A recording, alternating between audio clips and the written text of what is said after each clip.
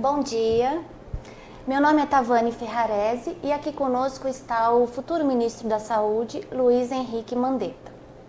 Nós temos até 30 minutos de entrevista e abordaremos diversos temas, não só saúde, como também economia e política. Vamos lá. Okay. Ministro, o senhor já foi secretário de Saúde em Campo Grande e conhece bem os problemas aqui da capital e de Mato Grosso do Sul. No Ministério da Saúde, o que o senhor pretende fazer para a população do nosso estado? Bom, primeiro, prazer estar aqui no nosso grupo Correio de Estado, que é parte da nossa cultura, parte dos nossos espaços principais de comunicação. Eu estou deputado federal.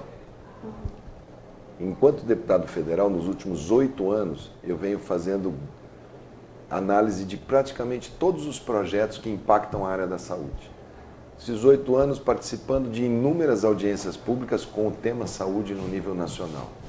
Também nesses 8 anos fui eleito para o Mercosul, onde frequentei a Comissão de Saúde do Parlasul e pude conhecer o sistema de saúde do Paraguai, da Argentina, enfim, da América do Sul. Os números nossos da saúde são superlativos, mas os nossos problemas também são superlativos. A experiência frente da Secretaria de Saúde de Campo Grande, ela foi muito intensa. Foram 5 anos extremamente de dedicação exclusiva, de um tempo integral, não só às questões da saúde pública, mas às questões ligadas à nossa rede hospitalar. Anterior à saúde pública, eu ainda tive a experiência de presidir a Unimed por 3 anos, que é o sistema de saúde suplementar. Então, esse conjunto de experiências eu acho que me leva a ter um olhar extremamente qualificado entre a visão do executivo, que fui na iniciativa privada, o secretário de 6 anos com os maiores índices de resultado, as melhores coberturas de resultado do país naqueles 6 anos. E 8 anos de legislativo. Certo. É com essa experiência que a gente vai chegar para tentar fazer um resgate de algumas políticas que deveriam ter sido muito mais priorizadas. A principal delas, a atenção básica, que até pela interrupção de políticas, a gente vem percebendo os indicadores piorando ao invés de estarem melhorando. A gente assistiu o retorno da febre amarela no estado de São Paulo, a cobertura vacinal brasileira cair, nós estamos com um surto de sarampo lá em cima na região norte, nós temos uma fragilidade nos nossos sistemas de fiscalização e monitoramento, que são políticas que podem, devem e terão que ser feitas com a estrutura que já está aí. Basta a decisão política e a organização da rede para que ela retome o seu padrão de normalidade. Então, para o senhor, no momento, o que vai melhorar ainda mais a questão da saúde aqui do nosso estado e também do Brasil é essa organização, né? Essa reestruturação e a organização, principalmente no que diz respeito à atenção básica. Quando a gente fala de gestão, porque sempre tem essa discussão, né? O setor de saúde precisa mais dinheiro, aí as pessoas falam, não precisa mais dinheiro, precisa de gestão. Precisa das duas coisas. Precisa sim mais recursos. Certo. Mas você tem determinadas situações que você colocar mais recursos numa coisa que está mal gerida, você às vezes pede um sacrifício para a população antes de arrumar a casa. Na gestão, você tem a gestão administrativa, que é, por exemplo, você tentar colocar o médico, tentar colocar o enfermeiro, colocar o agente comunitário, é a administração de recursos humanos, é você fazer bons contratos de prestadores de serviço, isso é a gestão administrativa. Você tem a gestão financeira, que é você pegar os recursos, saber de onde vêm as fontes, alocá-las de maneira correta, fazer as licitações, enfim, executá-las de maneira correta. Essas duas, a administrativa e a financeira, elas são sempre apontadas como tem ralos no sistema de saúde, tem desvio, tem isso. Nessas duas políticas, nesses 2 capítulos da gestão. Certo. Mas tem uma terceira gestão aqui do lado, que é a chamada gestão clínica, a gestão dos processos de tomadas de decisão. Nessa daqui, o país praticamente não andou.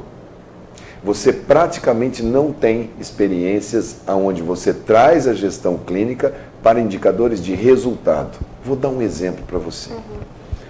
Você olha lá no SUS, e a sociedade pode olhar, você olha lá, atenção básica. Então vai ter lá um quadradinho que fala, gastamos tantos dinheiros, vamos dar um exemplo aqui, gastei 100 mil reais na atenção básica. Dentro da atenção básica, gastei 20 mil reais com diabetes. Ótimo, diabetes é uma doença que precisa de controle. Se você não controlar o diabetes, você tem problemas de rim, problemas de visão, vários problemas, né? Então, gastei 20 mil reais com diabetes. Os indicadores que o SUS cobra são assim, foi visto os pés diabéticos? Então, os agentes comunitários, a enfermeira, o pessoal de saúde da família, avaliamos 100% dos pés diabéticos da minha região. E o SUS para nesse indicador. O que a gente fez em Campo Grande, que foi o início dessa discussão que hoje ela avança no Brasil? Ora, se nós gastamos 100 mil na atenção básica, se nós gastamos 20 mil no diabetes, se nós temos vários indicadores aqui, vamos pegar esse exemplo do pé diabético. Se nós olhamos, como está dito aqui nos relatórios, 100% dos pés diabéticos, o que a gente espera? Qual é o resultado disso? Bom, se nós olhamos, tem que diminuir a amputação. Sim. Se não diminuir a amputação, significa que a gente pegou o dinheiro, colocou na atenção básica, colocou no programa dos diabéticos, mediu, vimos 100% dos pés diabéticos, mas aumentou a amputação? Internou mais no hospital? Espera aí. Então, o indicador de resultado, ele é um indicador que o SUS, que a gente chama de gestão clínica. Certo. Se eu faço isso, eu tenho que colher aquilo.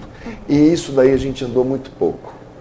Quando eu vejo a discussão, por exemplo, de medicamentos, de incorporação de novas tecnologias, novos insumos, o Brasil ainda está fazendo isso por uma análise de custo-benefício lenta, muitas vezes vagarosa demais para o tempo que as pessoas exigem, isso acaba levando à judicialização. E a gente está vendo no mundo, a Itália, ela chega e fala assim, tudo bem, você quer colocar, você está dizendo que essa é a tua tecnologia nova sua aqui, melhora e reduz o custo, que eu deveria adotá-la porque esse remédio aqui vai melhorar em 20%. Ela faz o seguinte, tudo bem, eu vou adotar, mas se não melhorar 20%, você me paga. Ela inverte. Então, isso é uma tendência mundial de vocês, para poder controlar a incorporação com o custo. Quem que mede isso? A gestão clínica. De resultados. De resultados, que o Brasil ainda é muito incipiente.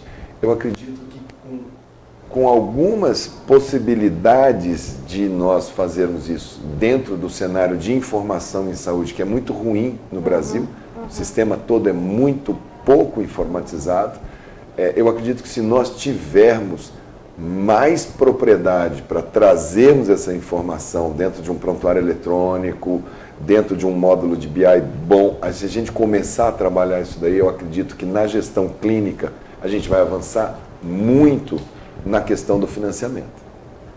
Porque se você tem um instrumento para apertar os parafusos, pode ser que a gente vá precisar de mais recursos, sim, mas vai ficar muito mais claro de nós enxergarmos aonde são os gargalos, aonde a gente precisa colocar naquele ponto ali. Bacana. Ministro, hoje o Hospital do Trauma... Ministro não, deputado. Deputado. Hoje o Hospital do Trauma em Campo Grande está ativo já faz uns 2 meses, né? E nós sabemos que cerca de 70 leitos ainda estão inativos. O que o senhor pretende fazer para o Hospital do Trauma, para que esses leitos comecem a atender a população? Aquela unidade, né, dentro do Complexo Santa Casa, eu me lembro quando eu era secretário, nós tivemos a intervenção na Santa Casa e aquilo dali era o exemplo de tudo que jamais deveria ter sido feito. Aquilo era um prédio que começou na época do Previsul, na época do governo Pedrocian, lá atrás, um dos primeiros governos do Pedro. Aí a obra ficou paralisada, entrou o governo Wilson, ou a ordem dos fatores, ou foi o Wilson que começou e o Pedro, enfim, aquela coisa de um começa e o outro não termina, aquilo ficou parado. Virou um elefante branco, né? Não, aí a Santa Casa arrumou um recurso para fazer daquilo dali uma maternidade. era um convênio para fazer uma maternidade ali. E eles começaram com uma reforma e ampliação para a maternidade.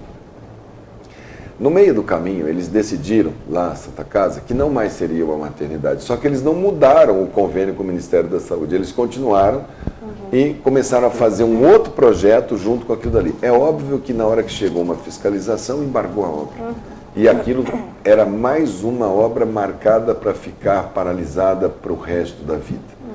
Aquilo deu muito trabalho para a nossa equipe, porque nós tivemos que fazer aquilo com o Ministério da Saúde sentado à mesa, com a Secretaria Estadual de Saúde, com a Municipal de Saúde, com o Ministério Público Federal, que naquele caso foi extremamente...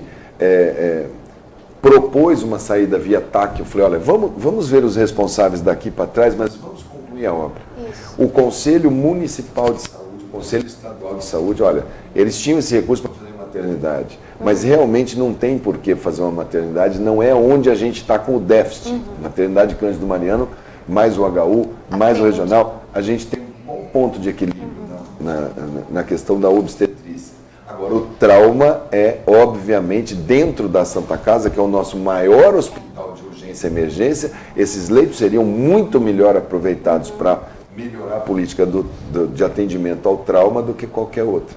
E isso foi acordado entre todos esses atores. Qual era o teor do acordo? Primeiro, esta unidade atenderá 100% SUS. Né? Porque eu não quero que entre aqui e fale, pô, eu gastei todo o dinheiro do setor público, agora vai fazer uma ala aqui para particulares e convênios e aí fica... Certo. Então, a primeira coisa que a gente fez questão, junto com o Ministério Público, 100% SUS. Segunda, vamos terminá-la na parte física e vamos já começar o projeto dos equipamentos para poder atendê-lo, para não ficar aquela coisa, entrega o prédio sem equipamento e depois não tem o equipamento. Então, isso também foi organizado ainda quando eu estava na secretaria.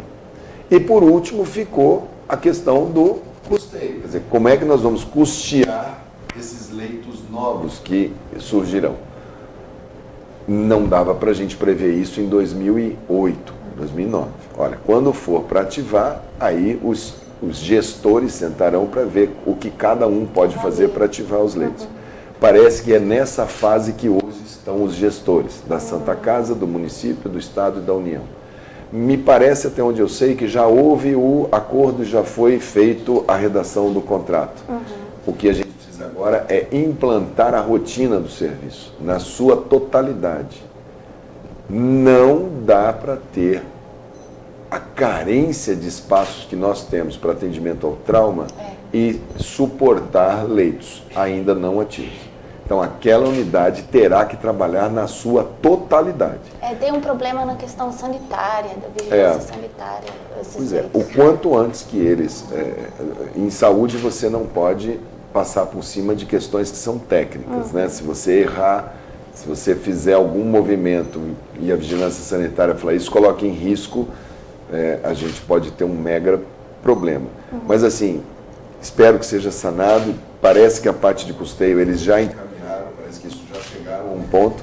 O que a gente precisa agora é pôr esses leitos para funcionar. Quanto tempo o senhor acredita que isso pode acontecer? A questão mais ligada ao gestor municipal aqui, a Santa Casa e ao Estado, que precisam dar. Eu lá, enquanto se chegar ao Ministério da Saúde, pode ter certeza que a União não ficará distante de assuntos como esse.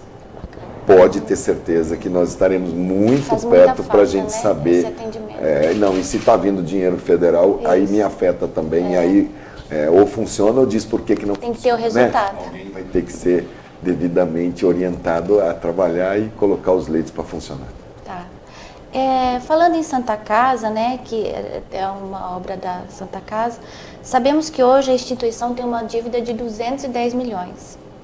Né? E na Câmara dos Deputados existe um projeto para a liberação de recursos para várias Santa Casas do país. Como será feita essa liberação? Como será a divisão dessa liberação aqui para o Estado, né, para a nossa capital e para o Brasil todo? O que eu percebi lá dos debates, em 2012, eu fui presidente da Comissão de Seguridade Social da Câmara dos Deputados, que é onde cuida de saúde.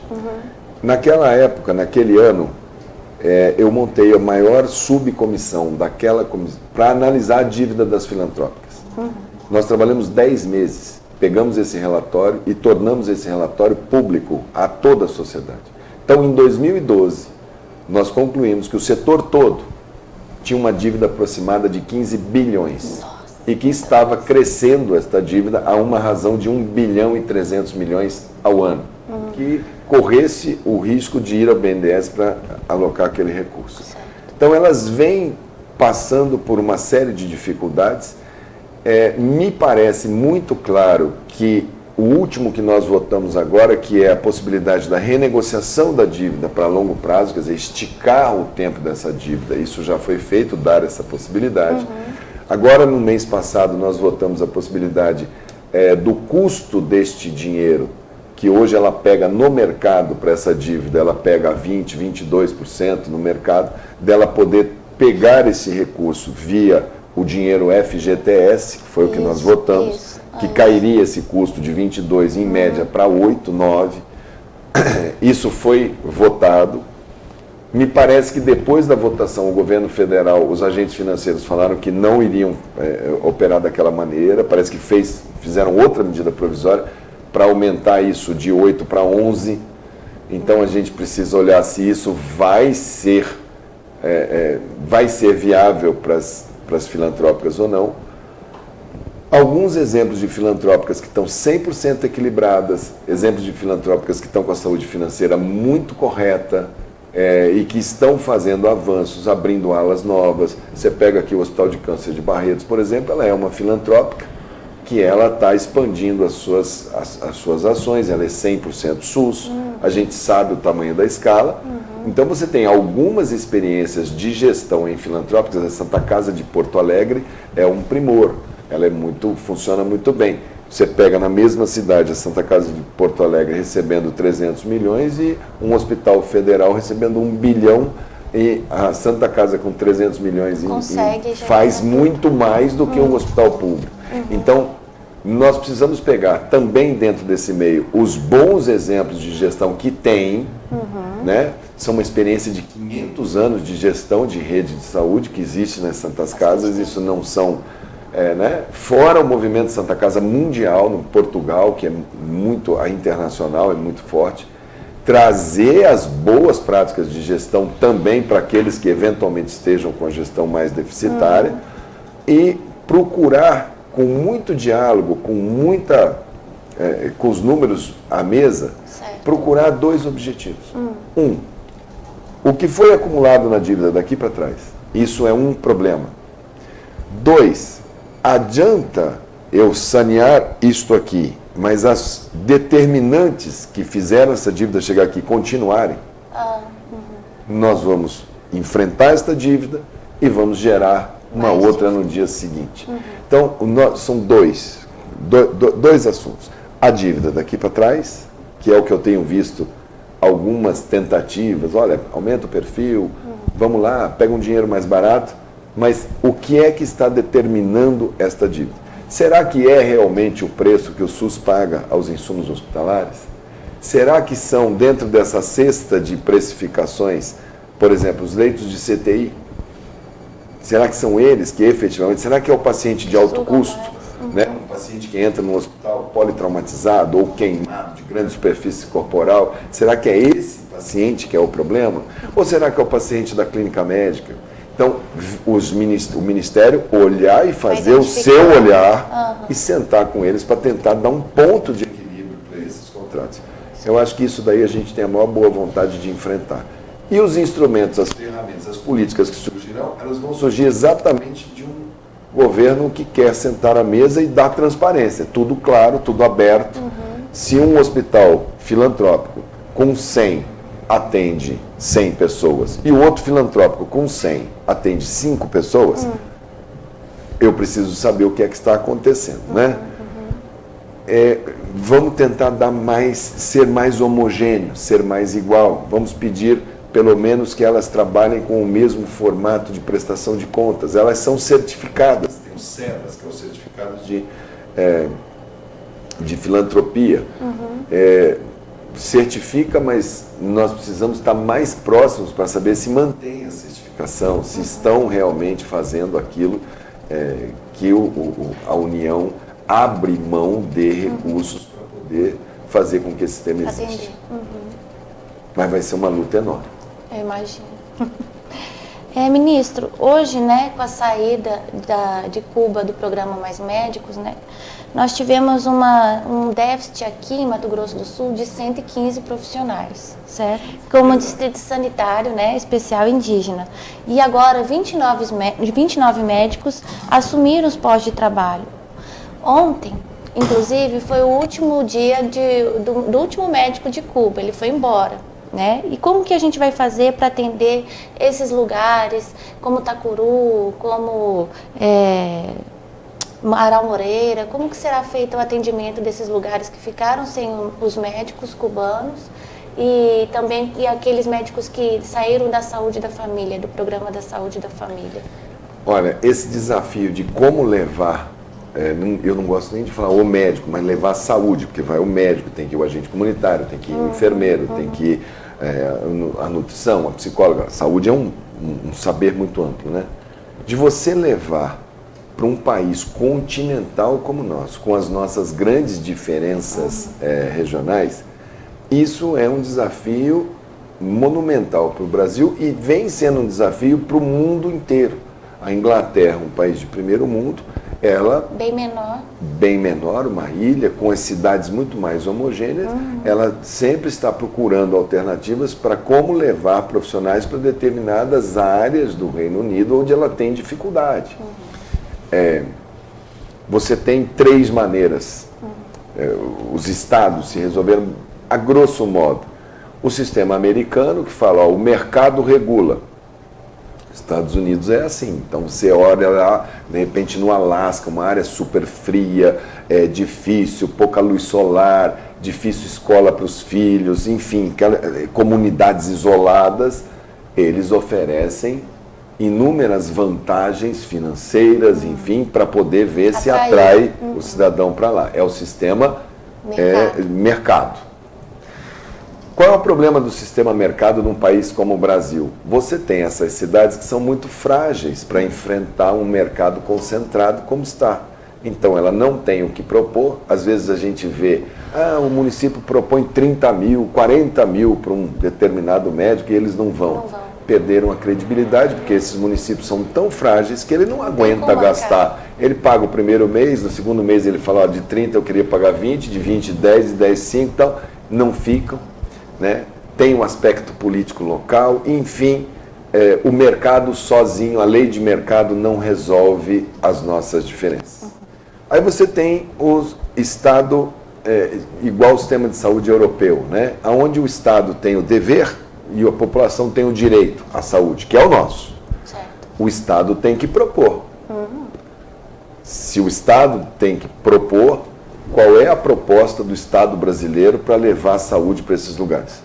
Então, em 30 anos de SUS, a máxima que imperou foi assim, nós vamos descentralizar. Isso daí é problema do município. Ele se vira para fazer, ele resolve lá. Ora, os municípios mais frágeis não resolveram. E os outros 2 entes, os estados e a União, ficaram nesses 30 anos de SUS quase que observando como é que isso se dá, e nós tínhamos vazios de assistência em vários lugares. O terceiro modelo, então, nesse segundo modelo, que é o Estado tem que propor. Vai propor o quê? Uma carreira? Vai propor uma vantagem temporária? Vai propor isenção de imposto? Vai propor alguém quer morar a vida inteira no Parque Nacional do Xingu?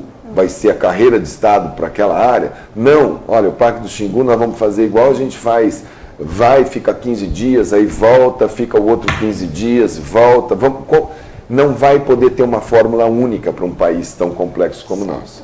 E o terceiro modelo são os estados totalitários, que é o Estado provedor. Então, o máximo desse modelo foi na época do bloco comunista, que você fazia medicina no bloco, União Soviética, Ao terminar, eles falavam, eu preciso que você trabalhe em Vladivostok, eu preciso que você trabalhe na Sibéria. Então você vai para a Sibéria e você vai pelo Estado.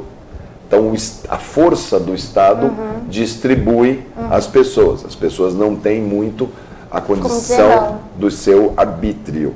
Né? Qual foi o erro? Aonde que está o problema desse programa da maneira que foi feito? Nós somos um país que quer ser, que prima pela liberdade, que prima pelas relações de trabalho, de não colocar um intermediário entre o trabalhador e o empregador. Quer dizer, eu não posso chegar para um grupo de imprensa como esse aqui, falar, olha, você me pague 5 mil reais por mês para mim, que eu vou te mandar a Tavani lá, eu vou dar 1.000 para ela e vou ficar com 4. Isso daí, na lei, no entendimento brasileiro, isso não é correto. Nós assinamos o Pacto de Genebra, onde nós dissemos que nós não iríamos negociar pessoas, seja por cor, por raça, por religião ou por saber. Nós negociamos o Tratado de Palermo, onde a gente colocou que as pessoas, elas não podem ir sem as suas famílias, elas não podem ficar subordinadas no seu direito de ir e vir, né? No seu direito de... Ela não pode ser sequestrada, entre aspas, seja lá por quem quer que seja. Então, quando a gente apontava, olha, o objetivo pode ser super nobre, mas como você está ferindo princípios, que são princípios muito arraigados, muito caros para a nação brasileira, essa maneira de pegar um Estado provedor de mão de obra, ele não serve para a nossa Constituição, não serve para o nosso país. Vou te dar um exemplo. Se nós temos, por exemplo, as favelas no Rio de Janeiro, nós temos um grave problema lá, por exemplo, de saneamento, não tem esgoto. Se o Brasil fizesse um contrato com um determinado outro país e mandasse pagar para aquele país, e o país mandasse lá 5 mil, 8 mil, 10 mil pessoas com picareta para fazer a rede de esgoto nas favelas do Rio de Janeiro, a sociedade iria falar, que ótimo, eu vou resolver o problema meu de esgoto. Está certo? Dá aí 500 reais para os trabalhadores, um prato de comida, e vamos pagar 1.000 para o país tal, que o país tal vai segurar a família dele lá, se ele se rebelar, ele sabe as consequências que ele tem. Então, esse programa, ele estava fadado a ser, na hora que caíssem os interesses, o interesse de quem vendia o trabalho, que era do governo de Cuba, o interesse financeiro no programa.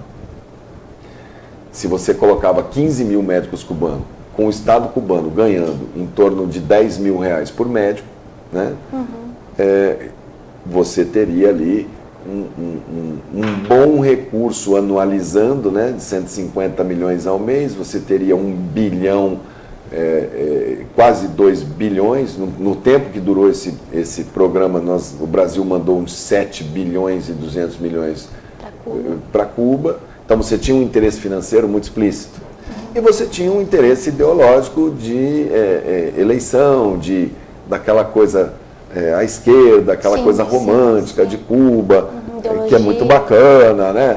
Fidel e tal, onde se releve essas questões de liberdade, releve essas questões de democracia, respeite a ditadura cubana, afinal de contas nós somos todos camaradas e tal. Então você tinha esses dois pilares, o financeiro e o ideológico eleitoral.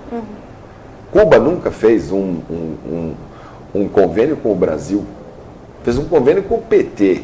E para não caracterizar uma negociação entre o Estado cubano e o Estado brasileiro, que é vedado pela Organização Internacional do Trabalho, colocaram a OPAS para fazer a triangulação.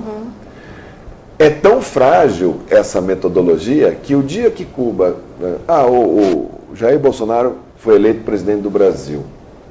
Eles simplesmente comunicaram a OPAS que a partir daquele dia eles estavam saindo, botaram uma nota, eles têm um jornal lá que chama Grama, botaram lá uma nota no jornal que a partir daquela data estava saindo, porque não concordavam com o novo presidente brasileiro, ponto. E deram a ordem para os médicos. Partiu deles, então. Se você tem um contrato, seja de aluguel ou de trabalho, você prevê as cláusulas do distrato. Quer dizer, como é que você vai rescindir? Se você tem um aluguel, você fala, para eu devolver esse imóvel, eu tenho que chamar a pessoa, mostrar 30 dias, é o prazo mínimo que eu tenho, tal. Você tem as cláusulas do contrato e do distrato. Isso nunca houve. E aí gerou, quase como se Cuba falasse assim, eu vou penalizá-los. Retaliar. Retaliar quem? Você dá ordem para médico abandonar paciente. Eu tinha um professor meu que falava muito claramente, se tiver alguma coisa entre você e o seu paciente, essa coisa é teu maior inimigo. O seu paciente é seu objetivo sempre. Se havia realmente essa questão um país chegar e falar abandone seus postos de trabalho, perdeu completamente a moral de dar qualquer tipo de opinião a qualquer momento, em qualquer lugar do mundo, sobre como foi esse relacionamento e por que houve esse distrato. Acredito que nós vamos ter, sim, dificuldades nesse Brasil profundo, como a gente chama, que são essas situações, porque o programa foi todo distorcido. Se era um programa para levar médicos para esses locais, esses distritos sanitários indígenas, para essas regiões de difícil provimento, se esse era o objetivo do programa, como é que explica a quantidade de médicos em Brasília?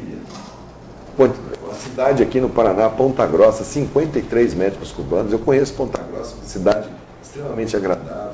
Fortaleza, 200 médicos cubanos. Não atendeu, então, como deveria. Ora, né? se o sertão, se ali... Eu acho assim, começou a haver o uso político. Um prefeito chegava e falava assim, me arrume 10 médicos, porque daí eu demito 10 médicos brasileiros que eu estou tendo que gastar e a União me paga os 10 médicos. Aquilo começou a ser uma moeda, aquilo começou a ser um ativo político e um ativo financeiro. E a população, no final das contas, continuou... E nós, enquanto sociedade, o Brasil, ele não percebeu. Ninguém, alguns poucos, e eu fiz muita questão na época de deixar muito clara essa observação, mas começaram a tratar as coisas assim. Eu via expressões que me incomodavam muito.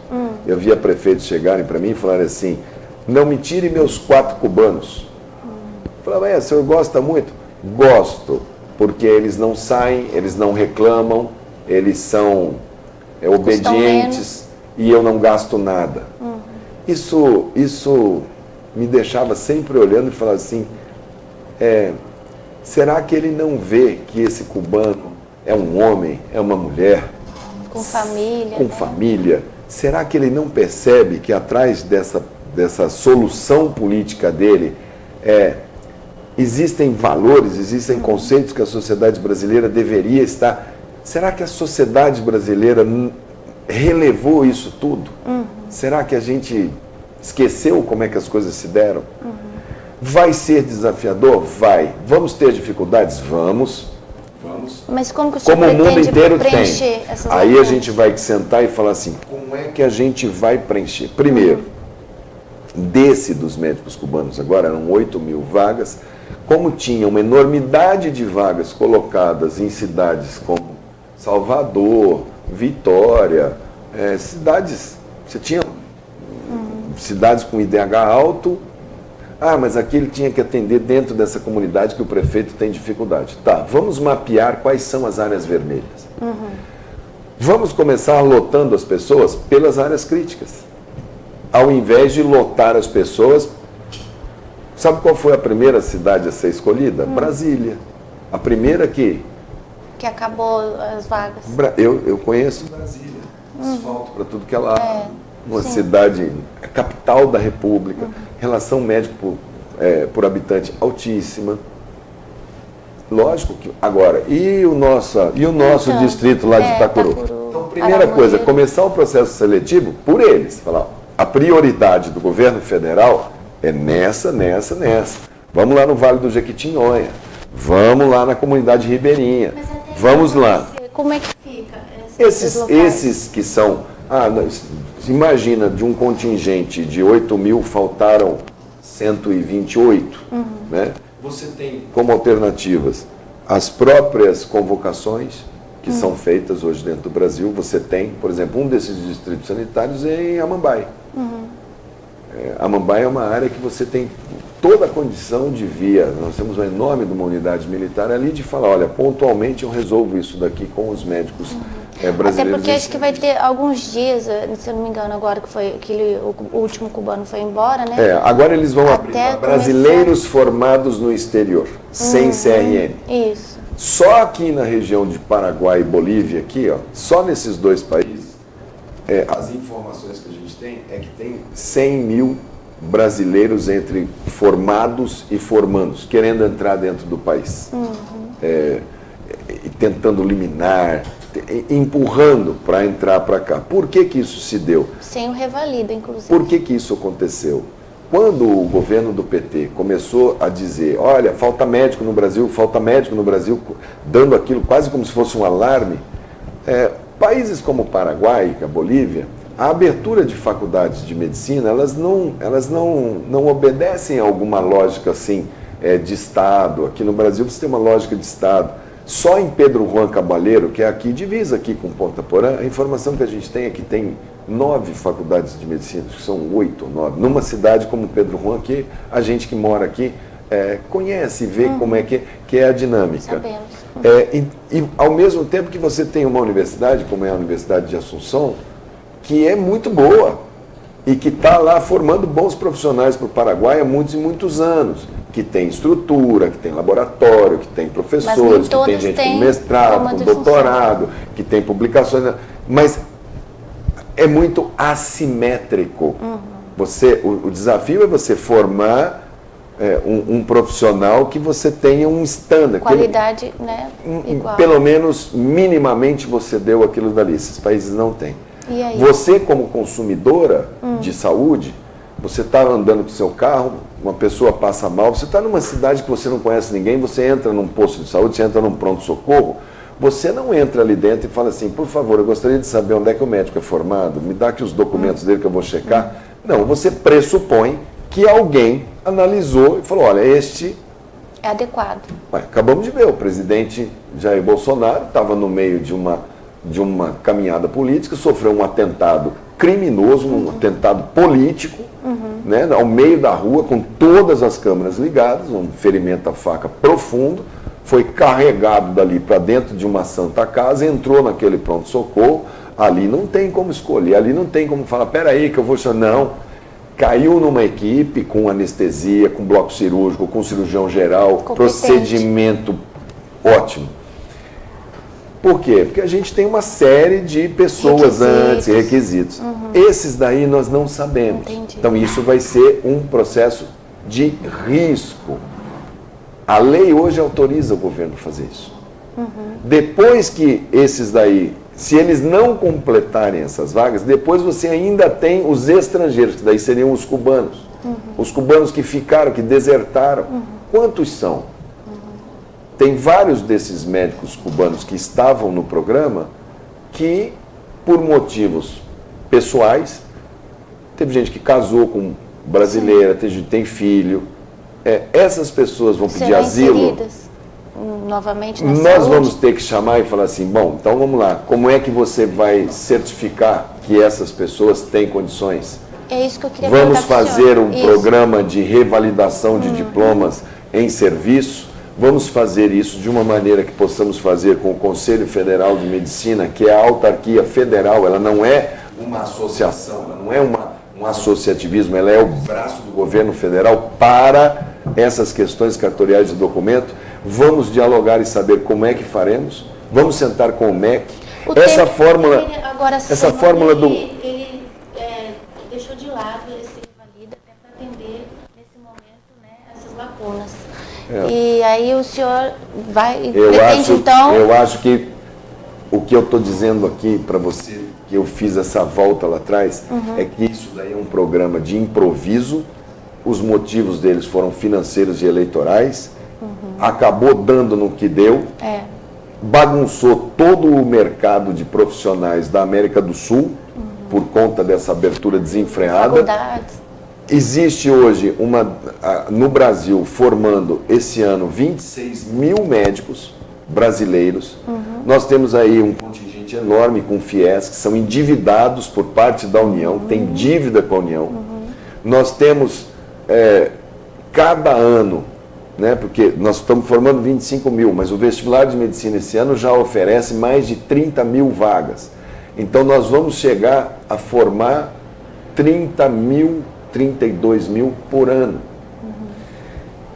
Em uma década são 300 mil médicos formados, a se somar nos que já estão.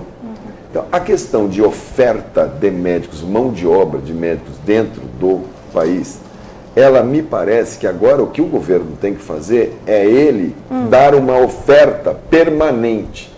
Esse negócio de mercado. O único dos candidatos que escreveu no seu programa carreira de Estado para médico para substituir a improvisação foi o presidente Jair Bolsonaro. Então o senhor acredita que Eu acho que nós vamos... Agora, medidas de curto prazo como essas, vai entrar um aqui, vai entrar um ali, nós vamos ter que amenizar os riscos. Agora, nós vamos nos concentrar em fazer uma proposta que seja sustentável e estruturante para a nossa política de recursos humanos. E não improvisos como esse. Para quem está nos assistindo entender melhor, por exemplo, Aral Moreira, né, ficou sem médico. Agora, como que ele pode ser atendido? Pega alguém, então, algum profissional da região e pede que ele atenda também? Hoje, o que pode ser feito agora? O que ele tem hoje é uma situação que ele tinha anterior ao programa. Olha, ele não conseguia, ele é um daqueles municípios extremamente frágeis, que não consegue atrair absolutamente ninguém. Primeira coisa que ele tem que tentar como prefeito é tentar atrair médicos que estão na região. Não tem, é considerado uma área crítica, é uma área crítica. O que o governo federal vai ter de indução? Será que eu posso criar algumas induções para irem para essas áreas críticas? Quais seriam?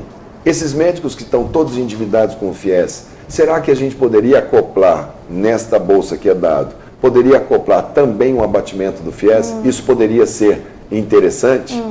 Como auscultar isso com a sociedade? Como perceber se isso seria interessante ou não? Nós temos também serviço militar obrigatório dentro do país. Como poderíamos fazer? Será que para uma cidade como essa seria viável? Não, lá não temos estrutura militar nenhuma, não posso colocar um aspirante recém-formado dentro de uma cidade sem nenhum tipo, então para cá não serve essa solução. Podemos mandar recursos para ajudá-los a contratar? Podemos.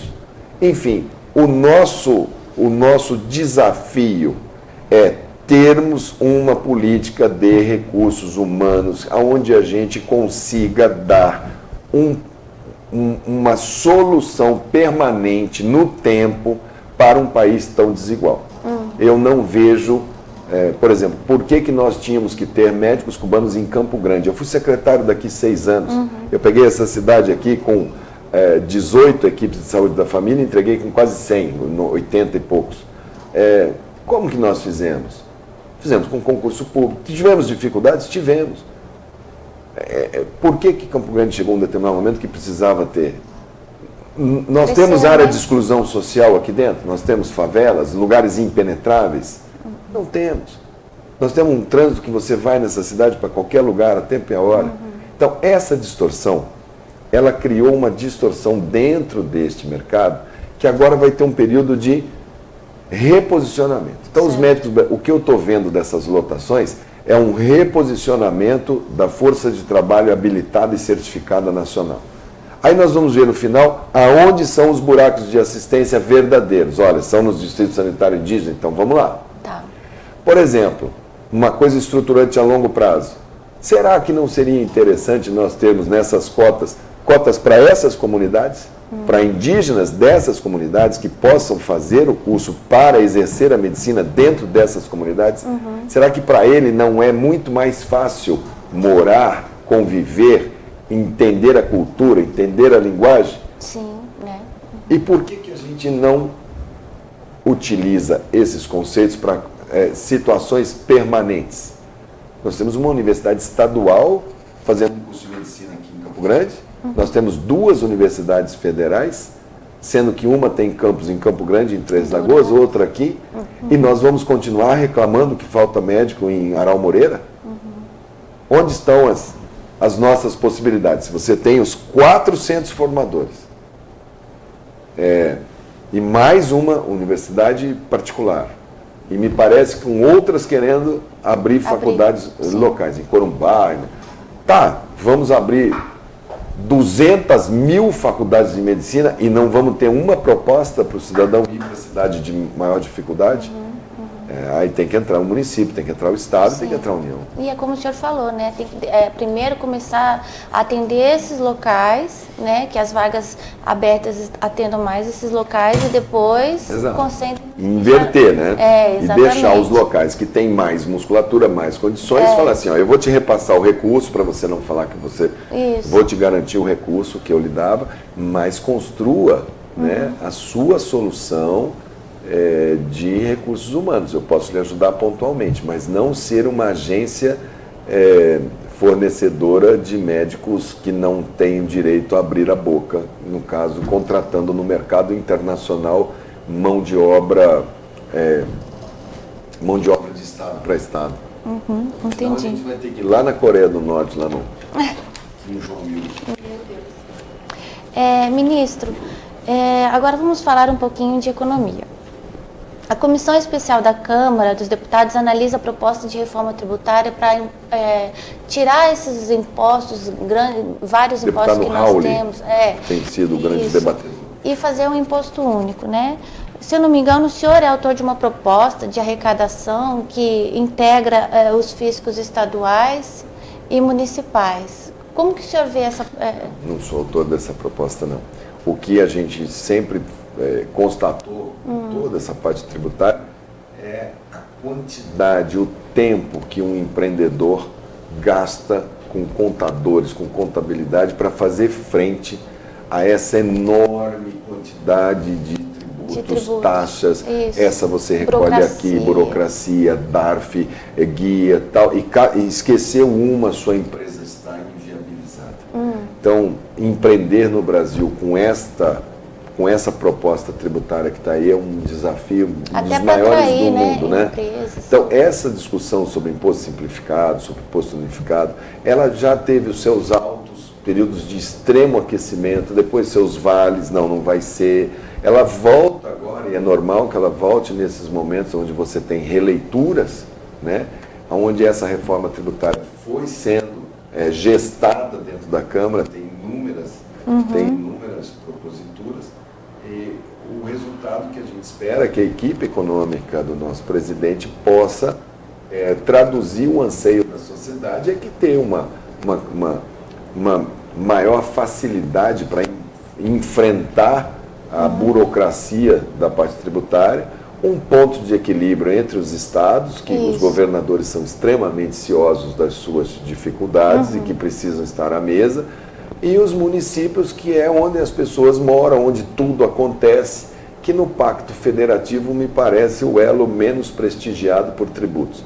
Então, reequilibrar isso vai denotar da equipe econômica e do Congresso que toma posse. O senhor concorda, então, que isso seja feito, que é necessário? Eu acho que a reforma tributária é uma das que a gente está aguardando há muito tempo. É um debate muito complexo, porque ela envolve a dívida dos estados, a dívida dos municípios, a lei de responsabilidade fiscal, a desvinculação de receitas da União em cima da Seguridade Social, que vem sendo um capítulo extremamente tensionado, a questão de cadeias enormes de consumo que são tributadas, retributadas, uma cascata tributária sequencial. Aquilo dali faz parte da maneira como nós chegamos até aqui. Simplificar a vida do cidadão, garantindo o ponto de equilíbrio, sem que a gente seja um país tão desigual que a gente eu acho que esse é o desafio da área econômica. E falando em reforma, não poderia deixar de falar da Previdência. Vai ter que ser feita. Outro dia eu estava numa reunião, numa comunidade, num bairro, e a gente estava falando sobre reforma da Previdência. Eu sou nascido em 1964. Eu sou o 5º filho da dona Maria Olga, do Hélio Mandetta, né? Eu morava numa casa aqui, o vizinho tinha 5 filhos, o outro tinha 8, o outro do outro lado da rua tinha 7, o outro tinha 4, o outro tinha 3. Quem tinha menos filho na quadra que eu morava tinha 3 filhos. Quando a gente saía para brincar do lado de fora, parecia que era um pátio de um colégio. As mulheres hoje estão tendo menos de 2 filhos por mulher. Esse polvaréu, como a gente fala aqui no estado, né? Dos anos 50, dos anos 60, eu estou com 54 anos. Nós estamos chegando em bloco para aposentar. É verdade. E nós estamos vivendo muito mais do que nós vivíamos nos anos 60 e 50. Então nós éramos um país com muitos jovens e uma expectativa de vida baixa. Agora nós somos, a partir de... Parece que já fizeram até os cálculos, tem até uma data lá que nós vamos ter, acho que é 2023, 2022, não sei o certo, que nós vamos ter mais pessoas acima de 60 do que pessoas abaixo de 20. E inverte matematicamente a pirâmide. A questão matemática. Se nós estamos vivendo, tem determinados amigos meus de juventude que já estão com suas aposentadorias, já estão gozando a aposentadoria com 50 anos, 52, até 48, 49 anos, dependendo da profissão que ele abraçou. A regra é essa, trabalhou 30 anos ali dentro, saiu com a sua aposentadoria integral, né? Como é que nós vamos fazer? Ele vai viver mais tempo do que ele contribuiu? Isso só vai aumentar. Eu me lembro que uma das coisas que a gente media aqui em Campo Grande era o número de pessoas acima de 100 anos. Isso é um indicador de saúde. Se você tem muitas pessoas acima de 100 anos, significa que você a saúde está indo bem. Está aumentando, é um dos indicadores, né? Nossa cidade era uma cidade que mais vinha aumentando o número de pessoas acima de 100 anos. Você aposentar com 50 e viver mais que 100, trabalhar 30, como é que fecha a conta? Agora, o governo Temer, mandou uma proposta que ela não foi discutida com a sociedade. Ela veio com um peso muito alto, né? Todo mundo assustou. Houve uma reação negativa muito forte. Quando ele não conseguiu votar a reforma da Previdência, houve a intervenção no Rio de Janeiro que proíbe as votações de qualquer tipo que seja constitucional. Então tem uma parte dessa emenda que é infraconstitucional e tem uma parte que é constitucional.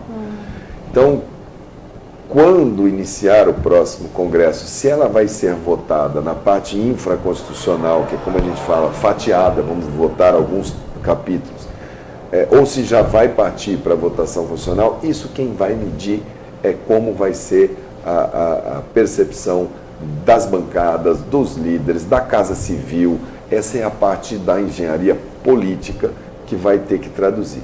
Que nós teremos que fazê-la, sim, ponto. Por quê? O rombo é muito grande e não adianta nós taparmos o sol com a peneira. Ele só vai aumentar e vai chegar uma hora que a gente não vai ter como arcar. Então, é melhor posicionarmos, é melhor garantirmos os direitos daqueles que os têm, fazermos a regra de transição, prepararmos para as novas situações e explicar para a sociedade. Isso não é um desafio só nosso. Isso aconteceu no mundo inteiro. A Alemanha até hoje discute como as reformas. De tempos em tempos esses sistemas têm que ser reformados. Tem métodos diferentes. Tem países que falam assim, não, nada vai ser público, vocês paguem para a iniciativa privada. Nós não temos absolutamente, cada um cuide do seu. Tem países que por cultura, um membro da família é escalado para fazer a poupança, para cuidar daquele núcleo familiar, ponto, e ele é o responsável e por isso ele tem aquela missão em vida. Cada sociedade se organizou de uma maneira. A nossa organização, o nosso sistema está deficitário. Mas nós temos que cobrar os devedores, temos que cobrar os que não pagaram, temos que coibir os abusos. Porém, nós temos sim um problema de relação trabalho e usufruto do sistema. Então eu acho que vai ser votado, espero que seja votado no primeiro semestre do ano que vem, porque retirando essa pauta, eu acho que isso também... Vai dar uma aliviada. Não, e os analistas de contas de governo olham e falam assim, ok, eles superaram esse assunto positivamente. Então ele pode ter um déficit hoje, mas com essa superação eu estou vendo que ali na frente ele vai diminuir esse déficit e vai melhorar. Isso traz confiança e traz recursos, baixa a taxa de juros, melhora para o empreendedor, aí melhora para toda a sociedade. Eu acho que isso a gente tem que ter muito claro e explicar de uma maneira muito franca para a sociedade que a gente vai fazer. Que vai ser bom. Eu não vou estar lá como parlamentar, mas eu sempre me posicionei assim. Algumas coisas que estavam naquela reforma, eu sempre me posicionei muito claro. Olha, isso aqui eu não concordo, isso eu vou votar contra. Isso aqui eu concordo, eu vou votar a favor. Então, eu acho que esse próximo Congresso precisa também de um tempo para ele analisar e poder fazer uma votação bem madura. Bacana. Agora, política. O senhor, como integrante do DEM, né, do Partido Democratas, é um partido que não foi aliado do presidente eleito Jair Bolsonaro, no entanto, conseguiu só aqui em Mato Grosso do Sul que 2 integrantes do partido fossem ministros, né, que é o caso do senhor e o caso da deputada federal Tereza Cristina, que será ministra da Agricultura. Como que o senhor vê essas críticas que estão fazendo contra o DEM, por ele não ter sido aliado e estar recebendo esses cargos tão altos no governo? Eu não vejo como crítica, não. Eu acho que vejo mais como uma observação daqueles que estão acostumados com a construção de ministérios seguindo uma lógica política. Né? Então, historicamente, olha, isso daqui tem que ser, o ministério tal vai ser do partido A, não pode o Estado tal não ter o Ministério da Economia, não, a economia vai para o Estado B. Isso é como foi construído.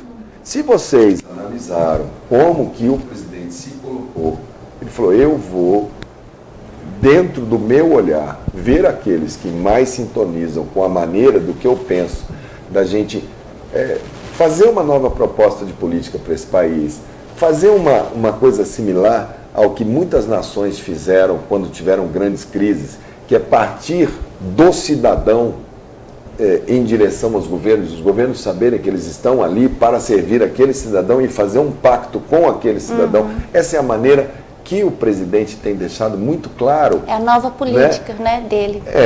E eu percebo assim, nunca passou pelo DEM. Nunca foi uma construção do presidente com qualquer...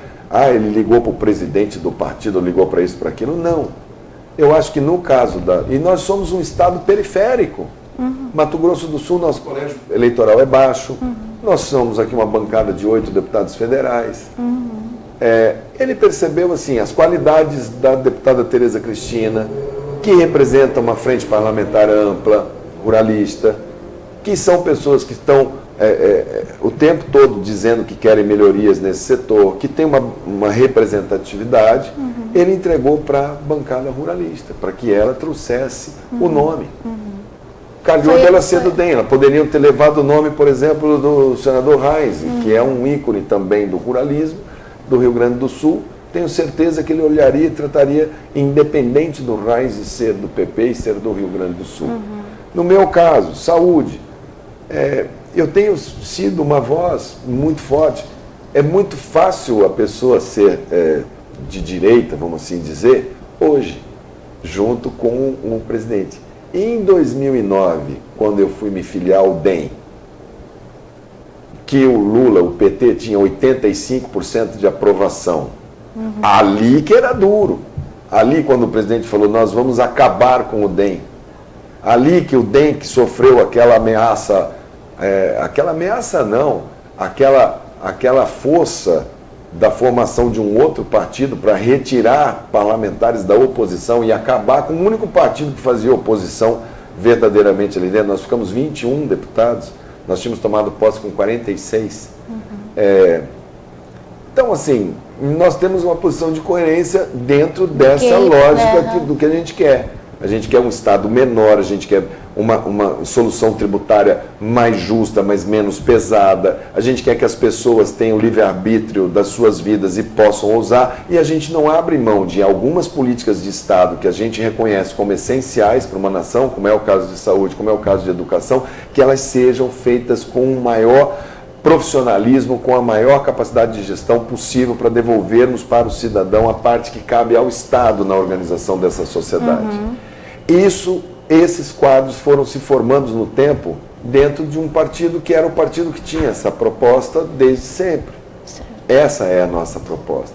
Quem abrigou os grandes pensadores, os grandes economistas desse país foi sempre nosso campo orgânico de pensamento. Então eu acho que o presidente, ele procurou, dentro dos quadros que haviam, seria estranho se ele chamasse um ministro do PCdoB. Eu acho que seria, aí vocês poderiam falar, puxa, ele chamou 2 do PCdoB, afinal de contas isso está muito contraditório.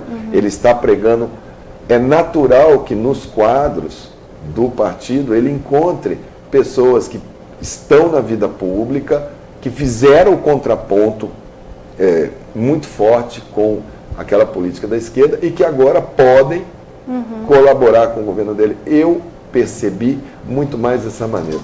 Eu fiquei, durante essa campanha, eu decidi não ser candidato, eu não fui candidato à reeleição, eu estava organizando a minha vida para outros desafios, para outras áreas. Eu tenho...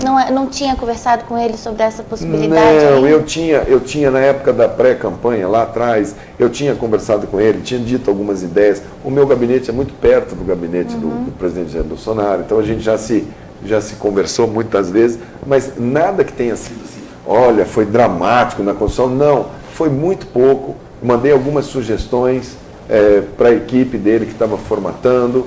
Eu decidi não ser candidato a deputado federal, estava me preparando para outras, enfim, estava indo para outros sonhos, né, que eu ainda os guardo, junto com a minha família.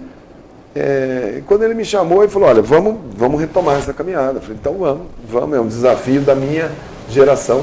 Eu, quando me formei em 1989, eu sou da primeira turma de medicina que foi formada com a Constituição dizendo que saúde é um direito de todos, um dever do Estado. Ela rompia com 500 anos, ela rompia com aquela figura do indigente e do pagante que existia antes do SUS. Então aquilo é um desafio, é um sistema desafiado a ser construído no tempo. Ele não está pronto, não é porque se escreveu numa linha de papel que não é assim, faça-se. Ele é uma construção. Nesses 30 anos, eu diria que os primeiros 5, 10 anos foram basicamente de leis, normas, regulamentos, descentralizações, impacto. Que ele tem algum tempo já de tentativa de existência, uns 20 anos de campo, de experiências a campo. Isso para um sistema de saúde, eu diria assim que a gente está na primeira infância, a gente está ainda... Né? A gente precisa de 80, 100 anos.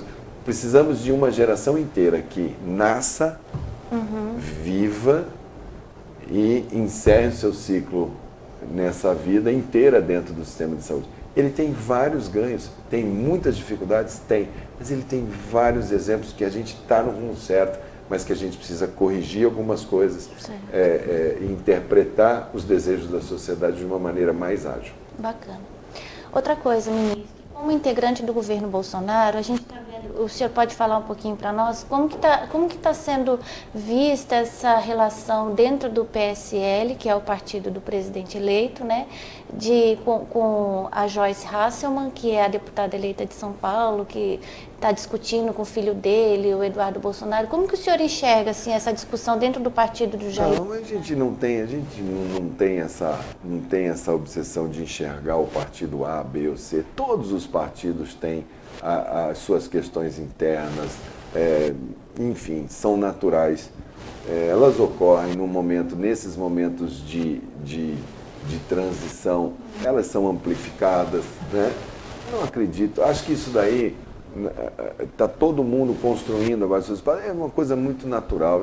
Não vejo com grande. Acho que o PSL mostrou que ele representa uma parte expressiva da sociedade, né? Olha que bancada, que partido que nasce, quanta esperança que a gente tem, quanta vontade de acertar.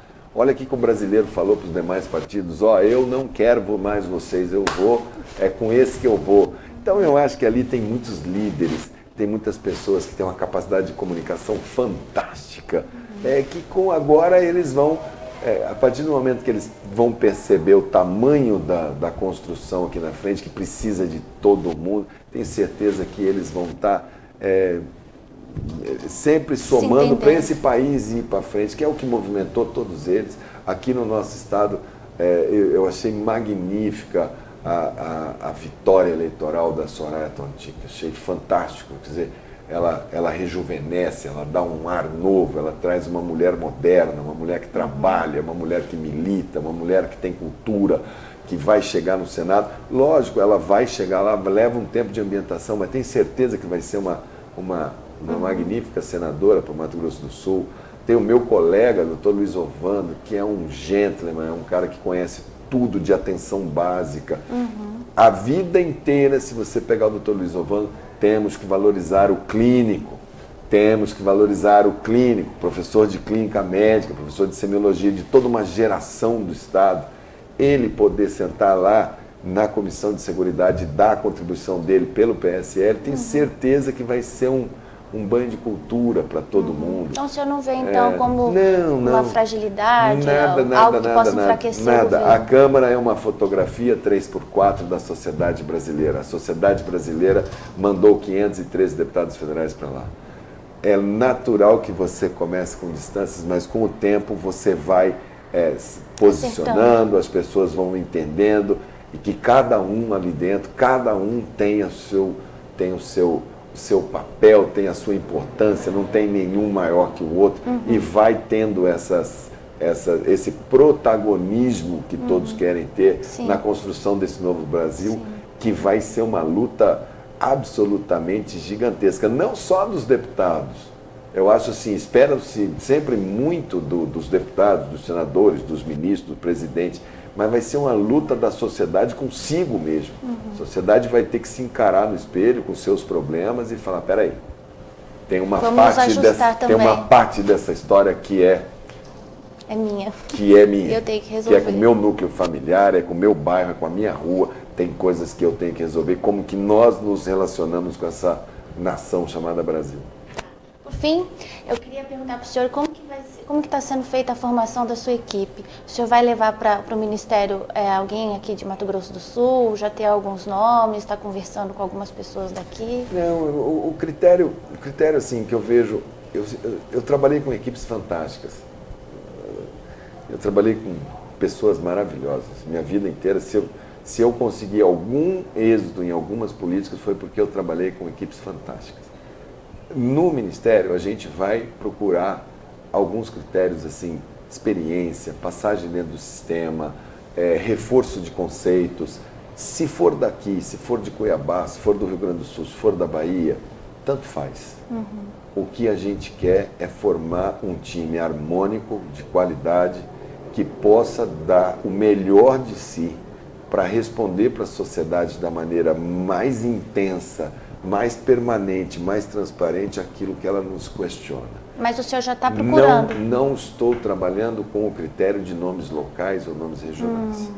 E nós temos lá uma máxima que primeiro a gente vê, a gente conversa, a gente entrevista, depois a gente pega esses nomes, manda lá para os órgãos que fazem as análises de como situação da pessoa. Então eu pretendo, na hora de anunciar a minha equipe em bloco. Entendi. Em vez de ir a conta-gota. Então, se você me pedir nome, eu não vou poder te falar de nome. Tá legal, ministro. Tá? Eu agradeço a presença do senhor, pelo tempo, a atenção que o senhor nos deu. Eu vim aqui muito porque o Correio do Estado é o nosso jornal de maior impacto na nossa sociedade essa vida toda. E a família... Hugo Rodrigues é uma família muito respeitada, muito querida na nossa sociedade, e eu não poderia deixar de falar aqui para o meu Correio do Estado. Desculpem os outros órgãos de comunicação aí que vão me instigar, mas eu tinha que vir aqui e transmito um abraço a toda a equipe, a toda a redação, a todo o jornalismo de todo o Grupo Correio do Estado. Obrigada, ministro. Bom, ministro, muito obrigada pela sua atenção. Encerramos por aqui hoje e agradecemos a todos que estiverem nos acompanhando. Para aqueles que quiserem saber mais detalhes, leiam o nosso Correio do Estado impresso. Uma boa semana a todos.